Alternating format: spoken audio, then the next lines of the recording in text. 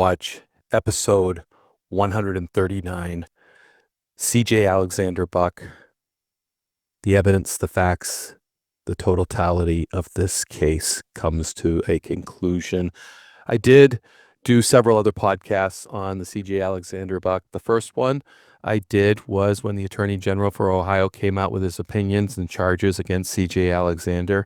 And I went through those line by line and kind of interpreted them from a game warden's point of view for everybody. I think that was pretty good. The reason I did that was because there was a lot of negative social media against the Ohio game wardens out there and a lot of speculation. Game wardens can't, tell everybody what's going on. We have to gather the evidence and then we bring it to our prosecutors. And then there's a process. And in that process, and it takes a lot of time sometimes a year, sometimes 2 years. And we just don't say anything about the case until the case is done. Well, the case is done now, and now Warden's Watch is going to bring you the facts of the case and the evidence of the case for you to see. And I think you'll be very impressed with the work of the Ohio game wardens. So after I did that first podcast, I got a message from CJ Alexander that I'd like to share with the listeners, and I will blank out some of the inappropriate language, but it says, "I'm willing to bet you became a game warden because you got picked on a lot in school. And to say I stole from the state when you know no blank details of the case is honestly quite funny to me that the state owns no animal, period. And I don't give a blank what you say. If my family smashed a deer with a car and it kills all but one of us, is the state going to claim that animal and pay my family the money they deserve because the state's property killed them? Absolutely not. They're going to act like it has nothing to do with them. But when some wannabe cops can try and make a name for themselves, they want it to be there's no matter the outcome. No one can take away that I killed that deer and didn't poach it. And all the cell phone data is going to prove that. Because funny thing is everything thinks that the nail in the coffin, and it is, but not for me. So keep making videos, smiling, thinking it's cute to talk shit. About it. It's okay. I think it's cute. You weren't smart enough to be a real cop."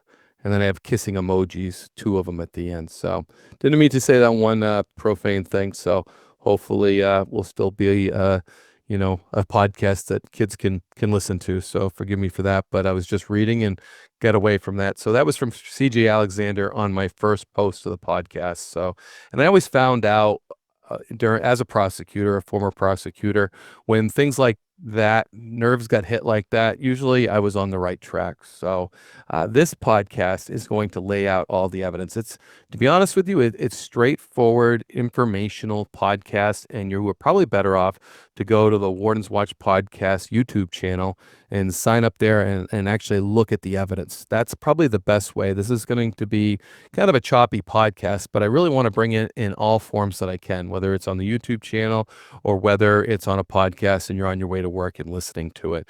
I just think it's important. But the second podcast is going to be more in podcast form. So the one that's going to follow this is actually with the game wardens on the ground that really made this case, that went out in the woods and found all this evidence we're going to be talking about right away. And it's just really, it's a great podcast. It's great work done by the Ohio game wardens. For those that, are ethical hunters in Ohio, you'll be very proud of your game wardens there. And for everybody who likes game wardens nationwide, you'll be very proud of the work that Ohio did there. And to be honest with you, a lot of game wardens are doing work just like this around the country and around the world. But certainly we can highlight Ohio in this case with, what is considered maybe the 3rd largest typical whitetail ever taken in North America. Certainly the largest whitetail typical ever poached in North America. And here's the evidence that you guys can see on the podcast and interpret it yourselves. And then we're going to follow up with the next podcast with those Ohio officers. So share it, like it, don't like it. But really, you're going to see some great work, great evidence, and enjoy the podcast. Christopher Alexander, who goes by CJ, kills this trophy whitetail deer in Clinton County, Ohio, on November 9th, 2023. The deer instantly becomes an internet sensation, with the possibility of being a new state record and the potential of being the third largest whitetail deer killed in the world. CJ becomes obsessed with the attention the deer was receiving, going on social media, talking for hours on podcasts, and being featured in magazine articles. He explained to everyone how he killed the deer on his sister's, Christina Alexander's, property. It was the first time he ever hunted there, borrowed a tree stand and crossbow from a buddy, made a horrible shot, forgot his cell phone, and found the deer the next morning with his best friend. It was such an underdog story that everyone loved it, but the more he told the story, the more people had doubt. As you will find out, he did in fact have his cell phone with him, and he was using it the entire day. Corey Hunter, who is on the left, is close friends with CJ, and Zachary Hunter on the right is Corey's brother. Corey played a vital role by assisting with the killing of the deer. Both Corey and Zach helped CJ drag the deer from the property and stage the deer as being killed at a different location. With the attention the deer was receiving and the potential record, the Ohio Division of Wildlife determines to contact CJ to verify everything is on the up and up. Wildlife Officer Isaiah Gifford contacts CJ inquiring the basic questions of how he killed the deer and if he had permission to hunt on the property. CJ shows Officer Gifford his permission slip to hunt his sister's property in an attempt to make the officer think the deer was legally taken. You will notice the date is October 1st, 2023. It was later determined this was backdated to make it appear the slip was signed prior to him killing the deer. CJ takes Wildlife Officer Gifford to the tree he claims to have shot the deer from on his sister's property. He shows him the marks from his climbing tree stand he borrowed from Corey. We didn't know it at the time, but it was later discovered the marks were placed on the tree to mislead Officer Gifford in believing CJ climbed the tree and killed the deer at this location. CJ had planned this out and was expecting this visit from a wildlife officer. CJ starts to market the trophy deer. He comments on how more the people see this deer, the more valuable the deer will be. He tells this false narrative over and over, how he killed the deer on his sister's property, it was the first time he hunted there, etc.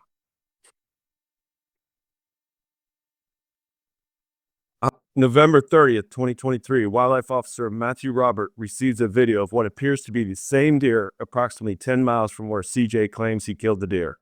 This only increases the suspicion of the people following CJ's story. It is questioned why a trophy deer would leave an area that has everything it needs and travels 10 miles undetected by hunters and trail cameras to his sister's property. Wildlife officers contact landowners near the location of the video who allow them to walk their properties looking for evidence. They find pieces of this orange string.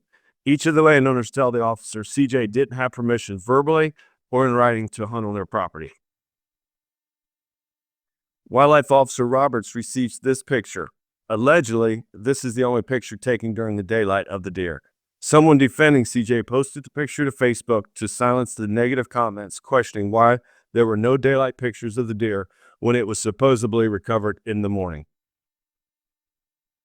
Notice the stick in the picture. This picture played a crucial role in determining where the deer was killed. Wildlife officers noticed a pawpaw and honeysuckle leaves in the picture. Being familiar with the area, this officer knew where there were pawpaw trees on the property and where to look for this stick. With good old game warden work and boots on the ground, the wildlife officers found the exact stick while searching the area. The picture on the left is from CJ's deer. The picture on the right is from the investigating officers. Enough can't be said about the work the officers did and the importance of locating where this picture was taken. Wildlife officers continued searching and located a knife and an empty bag of ice near the stick. CJ initially denies owning this knife, but later admits it was used on the deer, along with the bag of ice to keep the deer cool during the day.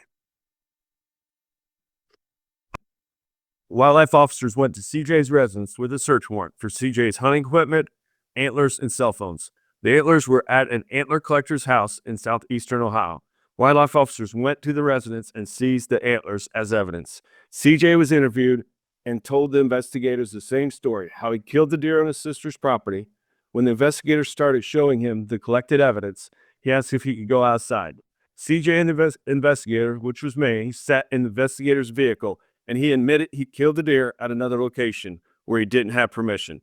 He found the deer the next morning with Corey and went to get ice and a tarp. He returned packing the deer with ice and tying a tarp around the deer with the orange string the wildlife officers located. He waited until night to remove the deer under the cover of darkness with Corey and Zach. He took the deer to his sister's house to make the deer appear to be legal. An additional search warrant was obtained to search CJ and his fiance's cell phones, which revealed a detailed plan with pictures, videos, and text on how he was going to kill the deer, go undetected, stage the deer as being killed at his sister's property, and to profit from the deer. Investigators spent countless hours analyzing the contents of the phone. Megatron is still there. CJ sends an aerial picture from Onyx with a waypoint of the same location the deer video was captured and provided to Wildlife Officer Roberts. They have named the deer Megatron. CJ admits in his text he has a tree stand 125 yards from where he observes the deer. He's going to use bait and states, "We're going to kill this deer." CJ is texting with his fiancée. "I need to buy my license and tag so I don't do what I did last year."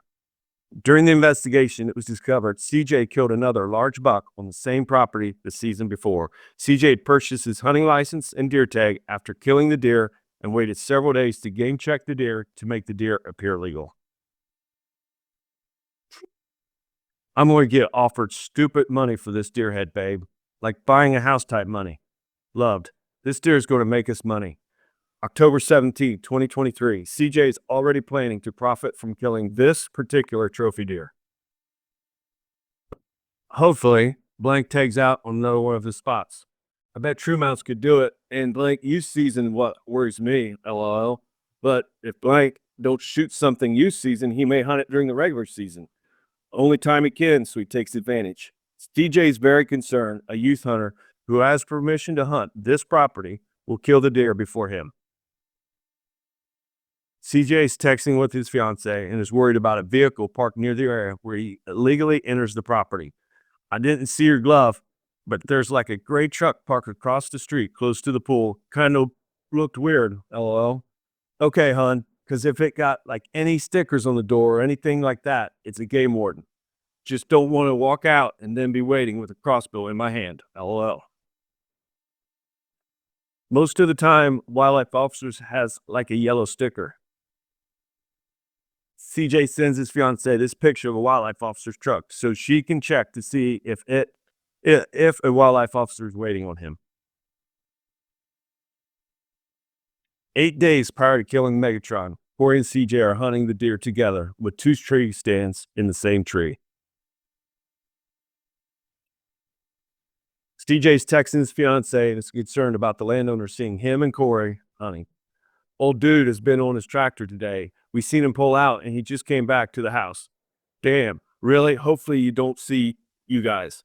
I don't think he could or can hunt, but I mean, I agree. Only thing I don't like about this spot, if it was just me, I don't care, but with Corey, I'd feel horrid." The blank were just walking around their pond and Corey was grunting. "Hopefully y'all don't get busted. Blank them out there or not. If he came by, I'm smoking him without a doubt. I told Corey I'll hit him, and he said, well, guess we'll have to drag him fast then." November 9th, 2023, the day CJ kills Megatron. He sits in Corey's tree stand the entire day. Throughout his hunts, CJ comes and goes under the cover of darkness to go undetected. Most of the time he hunts, he stays in the woods the entire day. Note the power line in the picture on the left and on the map.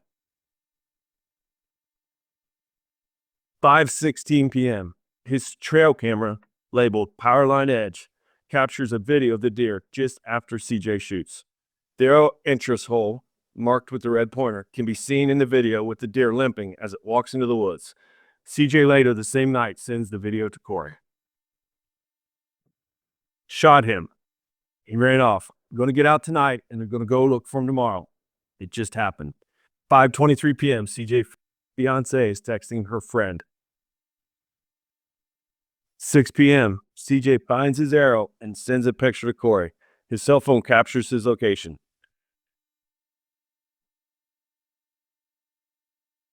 The next day, CJ's fiance is texting her friend. Zach came down and they went back out there. They're going to pull him out when it gets dark tonight. That guy did put his no hunting signs back out on 7:30. Yeah, he's had it up for a few weeks now. Yeah, it dropped 10 yards from where he was. They probably left a little before 6. He called it 6:54. They found him. CJ goes to Walmart and returns to put ice inside the deer's cavity, wraps the deer in a camouflage tarp, and ties the orange string to the deer. They leave the deer until dark. This is the same orange string the wildlife officers located while searching the area. 8:22 p.m. CJ's fiance is texting her friend. Me and the kids are ready to go. They're putting him in the back of the white SUV and then bring him here to Corey's truck. Then they're all going to Midland to get pictures. But honestly, I didn't think it would take them this long. We've been sitting here with our shoes on, but I haven't heard from them yet. I agree, unless they're struggling to get him in the car. You'd think they would have said blanket and then came back and got the truck. Why would they stand out in the open struggling to put him in the back? Because the cops already have Corey's tags. Corey's truck was spotted at this location the previous year and reported to local authorities. Well, if you get caught red-handed, then it doesn't really matter whose vehicle they have, LOL. I'm worried. Okay, hon, I just checked the inmate list. They're not there. We're checking the sheriff's department's website to see if they're arrested and put into jail. 10:32 p.m. CJ brings the deer to his apartment and places in Corey's truck to start the process of staging the deer to appear legally taken. He places a game tag on the deer for the picture. CJ takes the deer to his sister's property to photograph and stage the area to make it appear the deer was killed there. He brought the gut pile in a trash bag and placed it next to where he falsely told everyone he found the deer. He marked up the tree to make it look like he used the climbing tree stand on the property to mislead the wildlife officers, and he burned the rest of the evidence. CJ knew that the deer would be questioned, so he devised a plan to tell people how he legally killed the deer. It's everywhere, babe. LOL. No going back now. This is insane. The internet is exploding with the news of this trophy deer. You need to talk to Blank and make sure she don't say anything for real. I need you to print off the permission slip form as well. I need to get that signed. With the attention the deer is instantly receiving, CJ continues to cover his tracks. CJ sends this blank permission slip to his fiancée to print off. Hours later, he has the permission slip signed and backdated to 10/1/23. CJ's sister, Christina, later admits she backdated the permission slip. ODNR just called, coming to our house now. He's got to take him out to the property. CJ's fiancée is texting with her friend. Is he ready for that? But they prepared for this, right? How'd it go? The continuous texting confirms that CJ prepared ahead of time to mislead officers because he knew the day would come. Good, but the sister mom was there and was blank. Acted like she didn't know him, LOL, but he wants to talk to Corey. It went good, though. Hey, CJ ran over his phone, so it's broke. ODNR showed up, and CJ had to take him out there. Your mom was there and was not happy. He said everything's good since you signed the papers, and he's seen it. Oh, I've already heard from her. She's going to have to suck it the blank up, but I'm glad it's all good. CJ's fiance believes everything went well, and they thought Wildlife Officer Gifford believed the story. During the interview, CJ tells the investigating officer multiple times he didn't sell the antlers. When he leaves the antler collector's house, he takes a picture and a video of $10,000 as he drives back to his apartment. $70,000 question mark? You have to take in consideration these people are possibly just throwing out numbers. Put it this way, if you end up making $100,000 altogether, did I sell the deer for $10,000 or $100,000? And depending on who you ask will depend on what people say. CJ's fiance is questioning him about selling the antlers too cheap. She sees comments on social media indicating the antlers are worth more money. CJ's plan is to market the deer and make $100,000 or more by selling replicas, merchandise, sponsorships, and showing it at sporting shows. We were aware of CJ making $20,000 with more money to follow. It appears CJ is concerned and starts searching the internet. Can police track the location history of a phone, which is a SIM card that is not in service? Could cell phone location data be used as evidence against me? Can previous phone locations be pinged?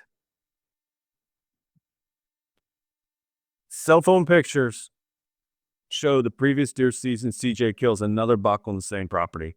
He's dressed in all black again, which is consistent with someone trying to go undetected at night.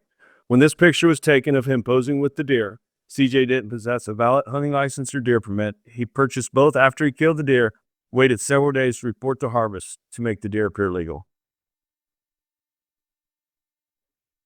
CJ's texting his fiance. I hear someone out here with a saw. I'm down out of my tree though, so no way they'd see me. I'll hide if I have to. Be careful, please. I will, baby. I'll run if I have to. No one will see that deer.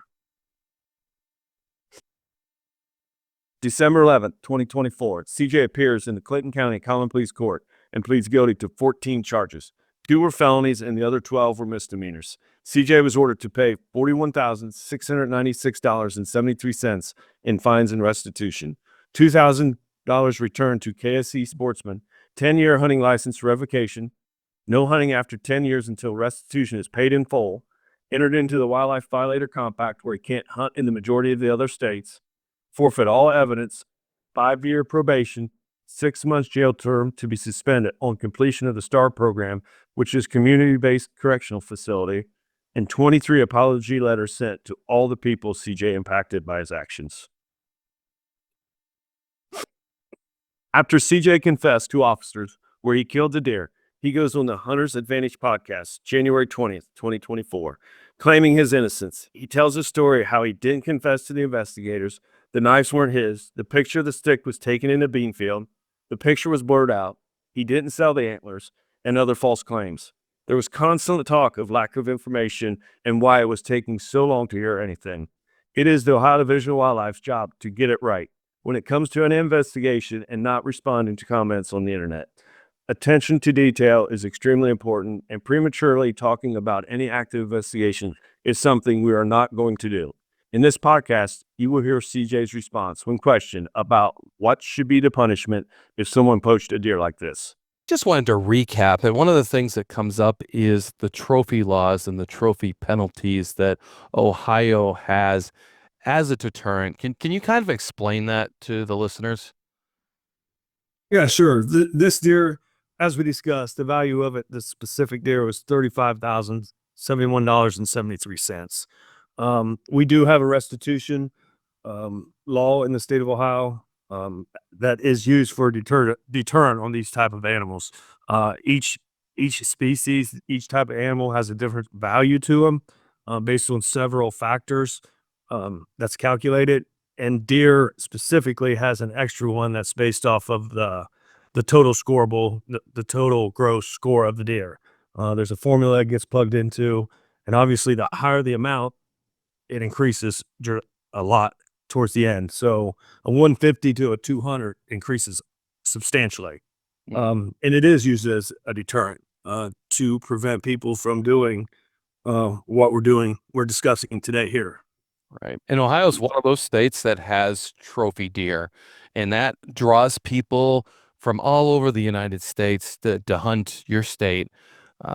Any idea what the impact is economically, just to give people an idea, because they see the fines of 35,000, they think that's a pretty big fine. But then when you start, looking at the other numbers, and didn't know if you had any idea how much deer hunting affects the state of Ohio. Yeah, 35,000 is a large amount of money.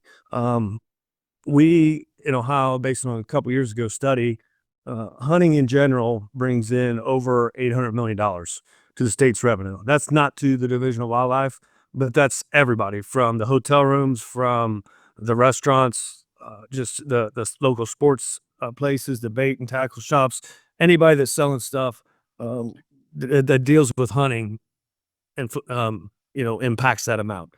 I can say in this specific situation with CJ's deer, this was very unique in the fact that it was clear he targeted this deer for money and fame. When we contacted him, he at that point made $20,000 that we were able to prove. He sold, profited 20,000 with more expected. He was hoping in his text to make over $100,000. So this deer was very unique in the investigative point of it, in general, that he targeted a specific deer the year before he even hunted it, targeted this deer to get the specific one to profit from it, like enough money to buy a house, as he stated. Right, right in the text, he was texting his girlfriend, "This deer's gonna buy the house," or something to that effect. That was his plan. Absolutely. And here in Ohio, this is a place where you can come and get deer like this. This, I would say, is every deer hunter's dream. Mm, You harvest an animal like this. right. I don't think this is what makes people want to hunt, but I think you would agree all hunters would want to have an opportunity to harvest a deer of this magnitude. Yeah, 100%. Yes, Excellent. I'd even drive to Ohio to get that opportunity. we would let you come. That's great. The part of the negotiated plea was incarceration too, and it was kind of a unique incarceration as you described. And I was hoping you could describe that a little more in depth for the listeners because it's kind of a unique situation. Yeah, CJ was sentenced to 6 months in jail. He had to report to jail in Clinton County. Under those terms, he was allowed to go to what's called a STAR program. It's basically like jail where he goes. He cannot go into to and from. Once he goes there, he's incarcerated. He cannot leave to go home for the weekends. He can't leave to go work. But it's designed to, help the individual, help them get, go through classes, go through management, to make them a better individual when they leave there. So that program can be completed in less than 6 months. My understanding, it usually takes at least 3 months up into 6 months to complete it. But upon completion of that, that means he served his term, is my understanding, in to deal with the court process of it. Right. And I think, overall it's been a really good deterrent and a really good negotiation, with the fines and the incarceration is really important in such a big case. So once again, I can say great job to the game wardens, investigators, all involved, and certainly every ethical sportsman appreciates every effort in bringing this to fruition. So that's a great thing. So thanks for sharing this with the Warden's Watch podcast. And thank you, Wayne, and thank you what you do for us, the wildlife agencies